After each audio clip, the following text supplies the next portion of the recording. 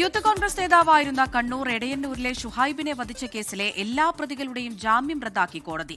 Thalassery additional ജില്ലാ sessions കോടതിയുടേതാണ് നടപടി. ആകാശ് തില്ലങ്കേരി ഉൾപ്പെടെ സിപിഐഎം പ്രവർത്തകരായ 17 പ്രതികളുടെയും ജാമ്യമാണ് റദ്ദാക്കിയത്. വിചാരണ നടപടികളുമായി സഹകരിക്കാത്തതിനെ തുടർന്നാണ് കോടതി നടപടി. ഈ മാസം 18-നാണ് ഷുഹൈബ് വധക്കേസിലെ വിചാരണ തലശ്ശേരി കോടതിയിൽ ആരംഭിച്ചത്. ഒന്നാം സാക്ഷി റിയാസിനെയാണ് ആദ്യ ദിവസം വിസ്തരിച്ചത്. ക്രോസ് വിസ്താരത്തിനിടെയുള്ള ചോദ്യങ്ങളിൽ ജഡ്ജി അനാവശ്യമായി ഇടപെട്ട് സാക്ഷിയെ സഹായിച്ചതായി പ്രതിഭാഗം ആരോപിച്ചിരുന്നു. ഇത് നിയമപരമായി നിലനിൽക്കില്ലെന്ന് പ്രതിഭാഗം കോടതിയിൽ വാദിച്ചെങ്കിലും കോടതി അംഗീകരിച്ചില്ല. ഇതോടെ കേസ് പരിഗണിക്കുന്ന കോടതി മാറ്റണമെന്നാവശ്യപ്പെട്ട് പ്രതിഭാഗം പ്രിൻസിപ്പൽ സെഷൻസ് കോടതിയെ സമീപിച്ചു.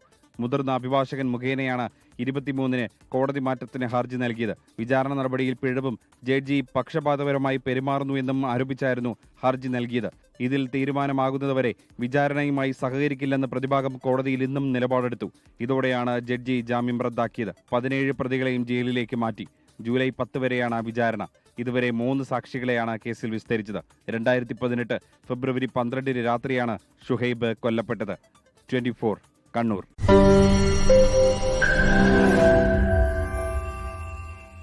ലോകത്തെവിടെയായാലും ഏത് സമയത്തും 24 വാർത്തകളും ഓഗ്മെന്റഡ് റിയാലിറ്റി പാക്കേജുകളും എക്സ്പ്ലെയിനറുകളും വിശദമായി കാണാൻ ഞങ്ങളുടെ യൂട്യൂബ് ചാനൽ നിങ്ങൾക്ക് സബ്സ്ക്രൈബ് ചെയ്യാം.